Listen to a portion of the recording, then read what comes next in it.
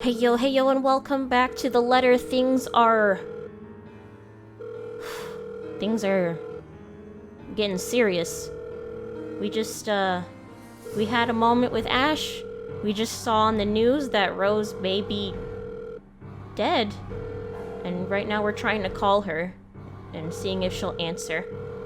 So let's see.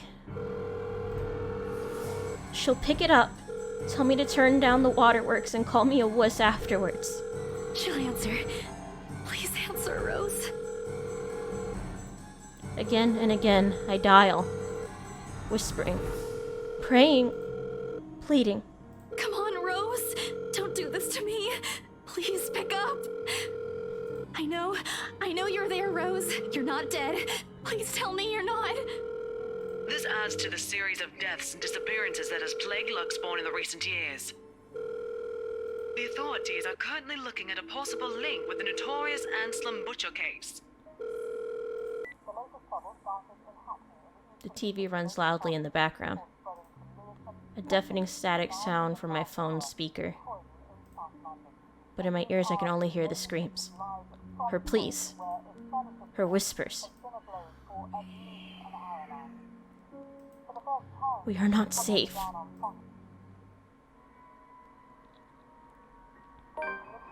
A buzzing sensation jolts me awake.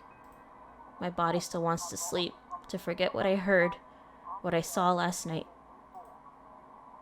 But it's there, nudging, prodding at me. Slowly I become aware of how awkward my position is and the aches that accompany sleeping in a curled up position the night before. If I even slept at all. The memories are impossible to forget now that Rose is gone. They say it's easier when you say it out loud. Instead, the words weigh heavier on me each time. She's gone. Gone because of me. Gone because of one letter I was too curious to look at. I should have been more careful. I should have just kept my mouth shut. I should have destroyed it before anyone else had gotten involved. I should have. The notification light on my laptop blinks incessantly, mockingly, when I look at it, as if it's calling me back to my sense of normalcy. I check it, nevertheless, out of habit, more than anything.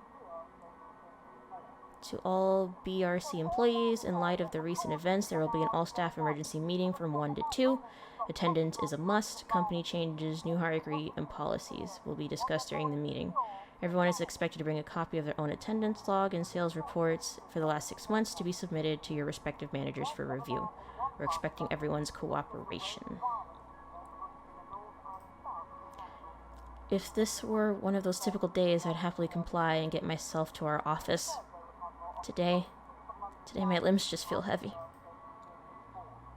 On one hand, going will keep me busy, take my mind elsewhere. On the other, the place itself is a stark reminder of my own fears have cost me. I should just...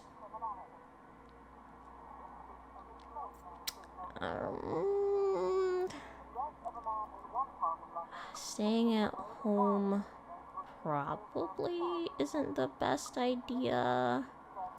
Probably go to work. I'm gonna say go to work. Moping won't get me anywhere. This is just like one of those things, isn't it? You deal with it with a smile, no matter how bad things get, and hope for the best. Although my whole body feels like lead and my limbs are sore, I push myself away from the chair and head for the shower. The letter I dropped on the floor last night flutters open as I pass by, a folding for no one else but me to see. Every word written on it glares back at me. They sneer. They ridicule. Like living beings fully aware of what they've done. With a huff, I pick it up and shove it into my bag, perhaps with more anger than frustration than I'm used to showing. This, too, I'll deal with. Somehow I'll find a way to make things right. I have to, before it takes more people from me. Even if I must do it on my own. Papers rustling, telephones ringing, feet shuffling. Overall, today looks like a typical workday at Briar Realty Corporation. Except it isn't. The air is thick with tension and unspoken questions. No doubt everyone present has already heard about Rose. If they missed last night's report, they'd likely seen it in the morning news, in the papers, or various news sites on the internet. Everywhere is a bitter reminder. In fact, everyone's giving me a wide berth, as though the mere mention of Rose would be enough to trigger something in me. It's appreciated, but it only serves to create a bigger hole in the place that Rose left. After lunch, my boss calls for the meeting. I don't have to look up from my work to know what it is about. He's in a strange, pensive mood today, probably out of respect for a dead colleague. Oddly, I'd appreciate it more if he just shouted at me today. Anything is better. I'm sure you've all heard of what happened to Miss Cooper. She was a valued member of our team and she will be missed. There's no date for a funeral yet, but those who wish to attend, kindly speak with your respective supervisors. By the way, has anyone heard about our still AWOL staff? None? HR, you know what to do. Santos, a word? In my office? What'd I do? At the end of it, I've been given the entirety of Rose's workload, including finalizing the rights papers, and have been promised an ample compensation for my efforts. I think he's expecting me to be happy about it. Instead, I immerse myself in my work. I have to. Anyway, if I want to forget. Time flies when you do, and by the time I give notice, it's already late. Everyone's already gone, leaving me in the company of a radio and a member of our janitorial staff. I don't even know his name. Rose likely does. She remembers people easily like that. The Luxbourne Police Department continues its search for the following reported missing people. The radio blares one name after another. Hold on a second. Missing? Aren't they? Still, I have to check. Frantic, I turn back to my desktop. The loud tapping of my fingers against the keys fill the office with the better part of my shift as looking through everything. The background about the place, its history from the current owners, and lists of employees hired under BRC. And I'm right. Of course I am. BRC may have a lot of staff, they may have a lot of agents hired, but I'd remember those names anywhere. After all, they're also part of the crew who worked with us in preparing the mansion for the open house. Then the letters? No, they can't be. I hope it's not what I'm thinking. But Rose is... Something snaps into place in the fraction of a moment. These people. Rose. The letter. I need to... No. If it's like this, they still won't believe me. I have to make sure of it first. Evidence doesn't lie. That's what Ash often says, right? If I have proof, then maybe. I don't want to get my hopes up yet, but maybe there's still a way I can save them. The letter, my phone, papers, anything that will be useful. I grab all of them and stuff them in my bag. I can't stay here. There's something I need to do. Are we going back to the mansion? There's something those people should... The noise cut sharply through the room, stopping my hand short of cramming a pen into my bag. Hello? Anyone there? Is the letter being photocopied? Someone must have left their printer open again. I may be in a hurry, but if I don't turn it off, another person is certainly going to have a fit tomorrow over wasted company resources. Most of the time it's Rose who does the nagging, but the clicking of my pen in my hand is a welcome distraction as I search for the said object. Each stride my feet take also echoes through the empty workplace. I've lost sight of the janitor minutes ago, and with me being the only one left, the tapping of my feet against the wood floor is something I soon learn to appreciate. It doesn't take me long to find it. By the time I turn it off, 5 pages are already strewn about on the ground. The paper tray has been left ajar. Sighing, I pick each of it up to someplace proper. But the page that greets me next makes my blood run cold. The chill that makes its way up my spine is as numbing as the day in the attic. The sheets crinkle under my tense grip. All I can hear is my breathing as it rasps through my gritted teeth. But before I can even gather myself, take the first steps out of here, total darkness suddenly envelops me. Okay, my hand's on the Z button, as if hearing every horrid thought running inside my head right now. Something snaps. A soft creak, grating through the thin veil of stillness, has descended in the room. Every muscle, every bone in my body goes rigid at the sound. Familiar. So familiar now. Yet my own traitorous curiosity still presses me to take a careful peek over the cubicle's wall. It's her. Standing in the only exit of the office, albeit facing away from me. She doesn't even turn around for me to know it's the same misshapen face, tattered clothes, and unsightly gait. The same person in the attic. I take a step back, and the pen I'm holding slips from my hand, and her head turns. Oh dear. A scream almost escapes my mouth, and I duck under my table as quickly as I can. My heart is pounding hard against my chest. I can hear the bone-chilling sounds of her walk, the weird clicking that follows her, and telltale squelch of something wet as she walks towards me. Nearer and nearer. The sounds are slowly getting louder. The only thing keeping the whimper from escaping me is my hand as it covers my mouth. Someone, please save me. Anyone. I close my eyes, muttering a continuous stream of prayers, all while attempting to steady my own breath. Okay, I feel like I'm gonna make a messed up choice at this point. Please don't let her hear me. Oh no! Dang it! Success. Oh, I fucked up. Our Father, who art in heaven, hallowed be thy name. Thy kingdom come, thy will be done, on earth as it is in heaven. Give us this day our daily bread, and forgive us our trespasses, as we forgive those who trespass against us. And lead us not into temptation, but deliver us from evil. Amen. When the last lines of my prayer left me, all that remains is a hush.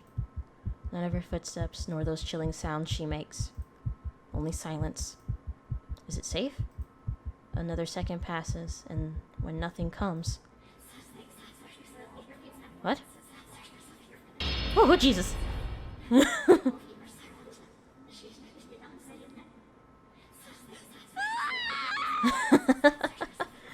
I got a game over. Oh no. Yes. Okay. Here we go.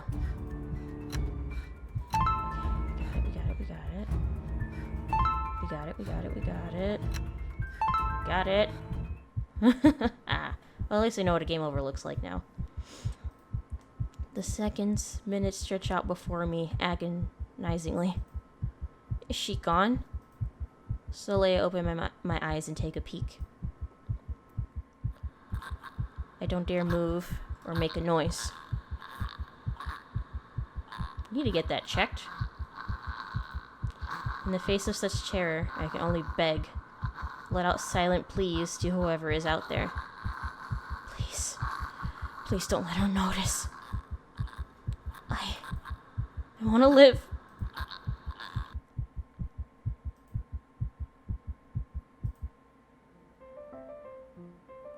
Okay, so now we're playing as someone else?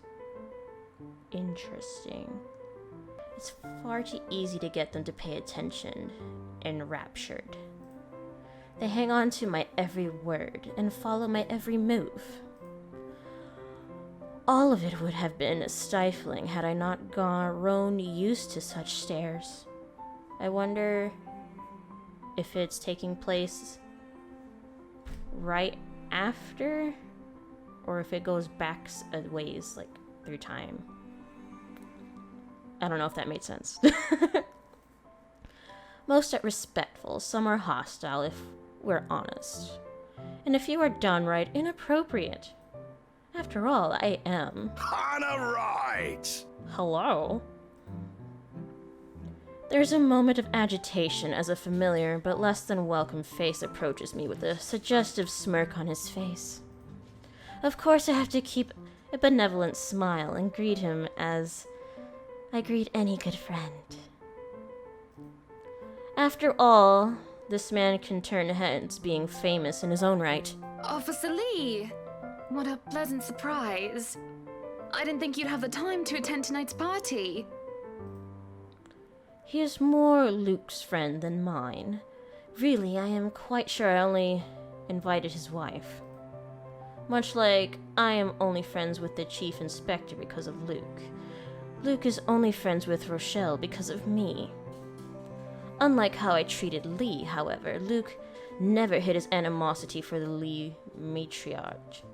It was an odd sort of a friendship where we would have awkward double dates. I don't even recall his first name. It started with an N, I think. I might be wrong. Aside from being Chief Inspector of Luxembourg Police, his wife, Rochelle Lee Nee Vance, owns a general electronics company, fridges, freezers mostly. Oh, I always have time for my favorite socialite couple. Might I say, you look positively ravishing tonight. A little inappropriate. I see the husband isn't with ya. You're creepy. The way he eyes me up and down is enough to make my skin crawl. I just wish Luke is here to fend off the more unseemingly of our peers. You know the ones. Men who are just a bit too friendly, staring too long at my assets, and getting close just because my husband's not here. And to think they all had the gall to do this at my own party. In my own house, if I might add.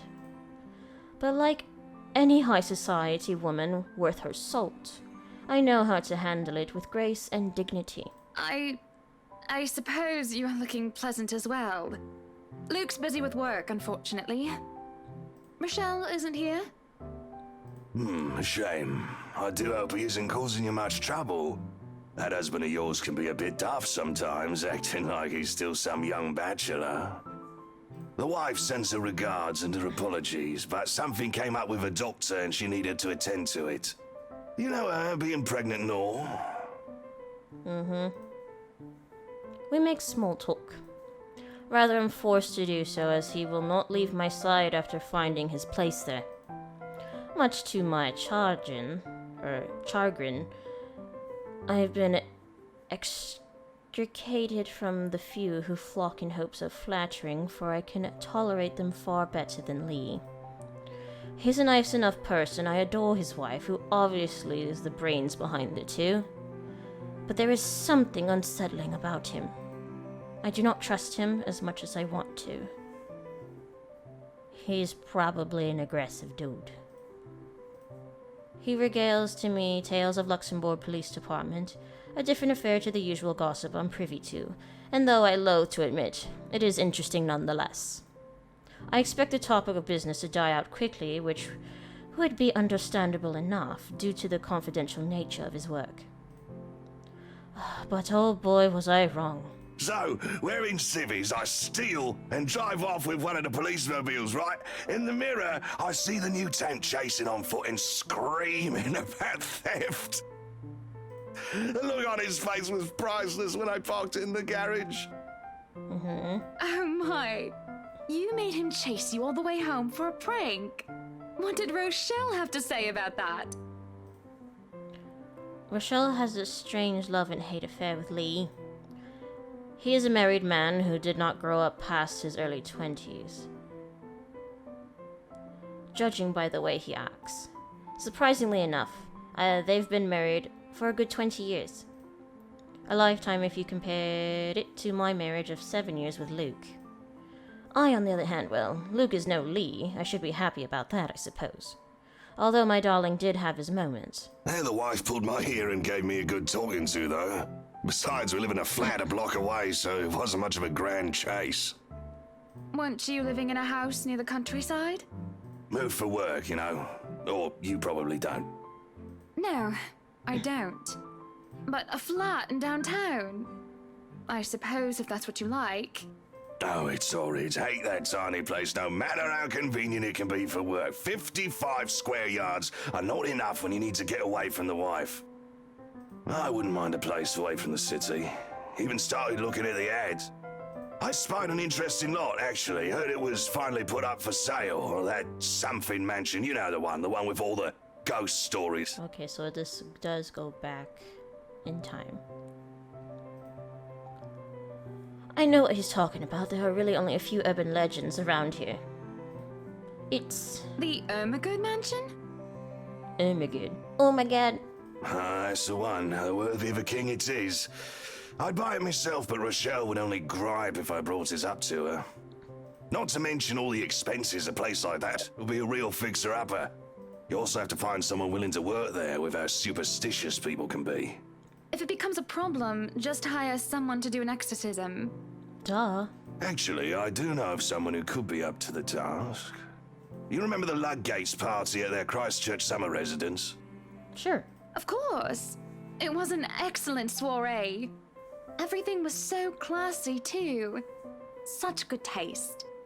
Oh, that place was a pigsty until they hired out this interior designer and they turned it into a bloody palace. Well, this is how we learned about McCulloch.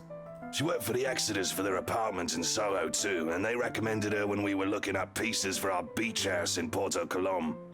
I think I have a business card, right? No, must have left it in my other jacket. Anyway, she's called, what's her name? McCullough, Marianne, I believe, yes. But truly, if anyone were to get that place in McCullough, well, they'd be the envy and the talk of the town. Well, if you put it that way, I might just snatch it up for myself. This place was starting to feel a bit small lately anyway.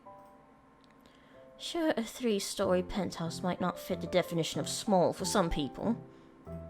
Okay, maybe a lot of people. But it isn't big enough to have grand parties in. As it is, I only invited about 30 people to this one. It already feels cramped in here. It certainly would be nice if it didn't have to ride an elevator up and down several floors before I can get anywhere as well. And Luke's words, not mine. Oh, all Luke's words. Besides, I have been looking for a good anniversary gift. Luke might like this one. Where is he anyway? Okay, so it's not gonna be like long. Hello. Glasses. Hello. Luke is dressed to the nines, as he usually is, and looks ready for whatever the day will throw at him. His butler and valet wait at his side, just in case he isn't ready as he looks. Oh, sure, that is normal. What is confusing to me is the fact that he is on the way out of the penthouse, considering we won't have anything to go until much later, or anywhere to go. Where are you going? I am to attend the Triad Autumn Tasting. I do believe I informed you of this 2 weeks ago. Yes. And might I remind you that I had stricken that off your schedule? Because 1, the doctor told you to stop consuming so much alcohol. And 2, I informed you a few days ago about the open house we are going to attend in its place. I've even found this marvelous interior designer, Mary Ann McCullough. McCulloch. It's a 3.5-hour drive to Cardiff. I don't have time for this. This is like that little party you threw all over again. You don't inform me of it, and you expect me to stay and be a gracious host when I have business elsewhere. You know how I operate, Hana.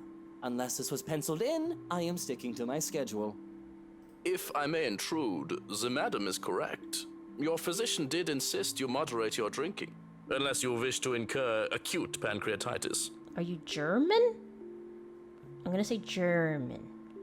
And you did have this open house penciled in last Wednesday morning. Bullocks, I don't remember doing so. Well, you did.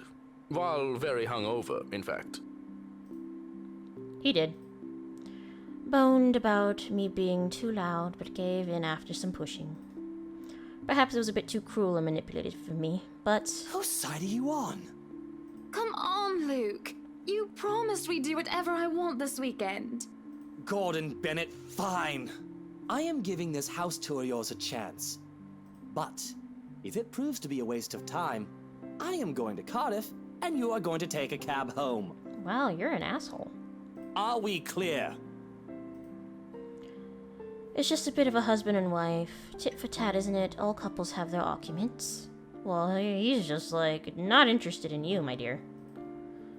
Once the honeymoon phase is over, as they seem to call it, reality sets in, and that you and your partner might not always see eye to eye. Perhaps it has been the years. 7 of them is nothing to scoff at. I just cannot bloody believe I agreed to this. I was really looking forward to the triad tasting. Though sometimes I think it's something a bit more than just simple disagreements.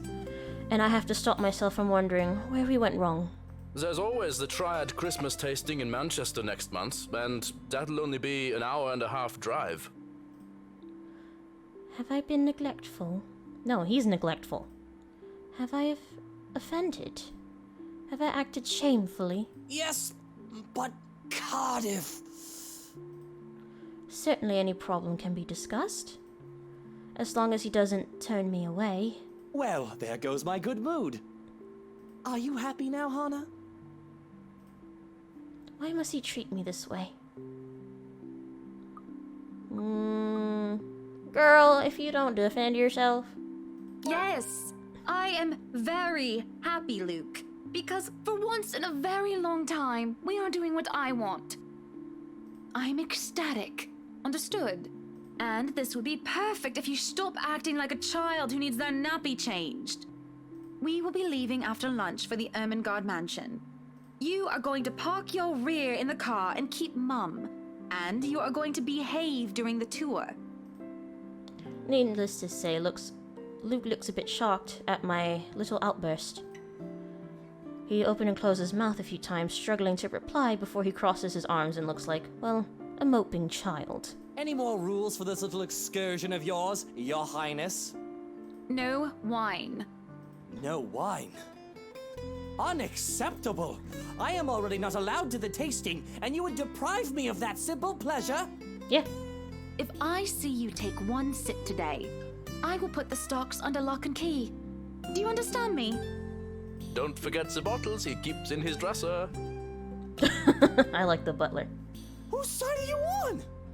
His voice got really high. How many times in one day can you ask that? As many times as I need you, traitor!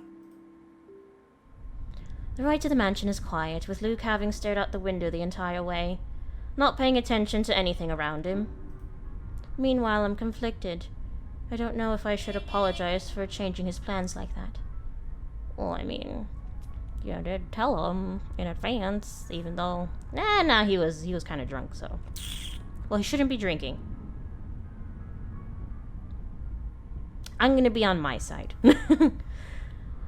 But by the time we arrive at the mansion, I see his eyes light up at the genuine interest. Apologizing is the last thing on my mind. After the whole affair at the Ermengarde mansion is certainly an interesting experience. The place had been renovated and restored by the owners to what they claim to be acceptable standards. The mansion itself looks like something befitting a fairy tale or a period piece. It is tastefully decorated, and with what a little bit of love and attention, I'm sure it can be a place Luke and I call home. And the number of other prospective buyers that have come from the powerful and wealthy of Luxembourg certainly did not disappoint, marking this estate as prime property. The Lees are amongst the group who went with the Rose woman, and I saw a few other notable faces, though I did not really feel like mingling. Unfortunately for every one of them, the Wrights are interested in buying. Oh, it's weird seeing her from this angle. What's been bugging my mind, however, is that Isabel. What is her problem? I still don't quite understand what's happening. One moment she's scrambling to give us the paperwork to finalize the sale. The next she's panicking over some sort of prank letter or another. The second thing on my mind is how touchy my darling husband has been towards the poor dear. I cannot even plaster a smile on my face, a horrid scowl taking its place. There is no way I can pretend nothing is wrong as I hum. And I'm sure little Lily here would certainly appreciate it if you remove your pretty hands from her, darling. He is quick enough to detract his hand, which is all that the girl needs to. Well, for lack of better word, escape. I think I need to step out for a while. I'll be back. She looks very different. Her partner follows, shouting after her without hesitation. There's an awkward air among us, and we are left in the wake of whatever that was. The others murmur and gossip with each other, speaking of the poor daft girl, telling the tale of whoever was not audience to the act in the first place. It doesn't take long for the woman Rose to return and pull us aside into the study, for what I rightly assume is damage control. She's smarter than she, gives off. Hana? Rose invites Marianne in too, hoping to apologize to her as well. But the woman refuses, saying she is not one of her clients anyway. That leaves myself, Rose, and Luke, the last all too eager to make himself comfortable, in a study he no doubt already claimed as his own. I can't apologize enough about what just happened. Please forgive Isabella. She's been under a lot of pressure lately. She's young, and all those rumors about this being haunted just got to her head. And it must be this terrible heat, too. Not a drop of rain for days now. Oh, it's fine. The poor girl must feel so embarrassed about what she just did. But I say, let bygones be bygones. After all, she's only a child. She looked, 19? I shoot Luke an accusing look at these words. After all, he tried flirting with the girl. The nerve of him. And not only that Isabel girl, but also Marianne and Rose too. What kind of husband would think that even a remotely good idea to make moves on 3 different women while his wife stands there? Did he drink while I wasn't looking? She's a bit older than that. But again, I apologize. And if there's any way I can make up for what just happened, just... I know what you can do. Be a darling flower and get us one of those bottles you plan to serve. Pop it open. We were planning on serving some champagne. I can get that. That would be lovely. Much obliged. Do you want a glass as well, Ms. Wright? Oh no, I'm fine. I really shouldn't be drinking right now. And Luke shouldn't be either. But right now I'm just too tired for any sort of argument. I don't have the heart to scold him in public as well. I am certainly not his mother. I just want to get this horrid day done with, go home and sleep. Perhaps I'll even have a strong cuppa before I head off to bed. What's a cuppa? Yes, that sounds nice. When Rose comes back with the champagne, I beckon her over. As I have told her partner before, I have every intent of acquiring this house. And we will continue this conversation in the next episode. Things are getting interesting seeing things from a different perspective. And at least we get to see Rose again. I'm sorry, Rose. I don't know if that was a scripted thing that was going to happen no matter what, or if I could have been able to save you. But I'm sorry. I'm sorry. Look at that dude over there. Just eyeing Rose. I'm going to murder you later. Alright. Thank you guys for watching. If you liked the video, don't forget to hit the thumbs up. If you're new to the channel, don't forget to hit subscribe and ring the bell so you know when the next episode is. And I'll see you guys in the next video. Bye-bye!